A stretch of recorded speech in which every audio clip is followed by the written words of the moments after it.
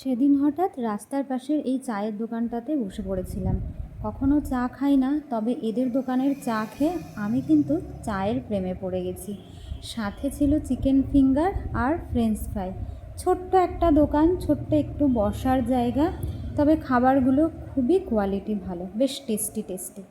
রাতের বেলা খাওয়া দাওয়া করে আজকে আমি বসে পড়েছি আমার এই জিনিসপত্রগুলো ভালো করে গুছিয়ে আগের দিনের ওই নতুন কেনা কাভার্ডের মধ্যে সুন্দর করে রাখবো বলে। সব কিছু এলোমেলো অগোছালোভাবে পড়ে থাকে। তো আগের দিন তো তোমাদের দেখিয়েছি, এটা আমরা নতুন কিনেছি, ইনস্টল করে গেছে।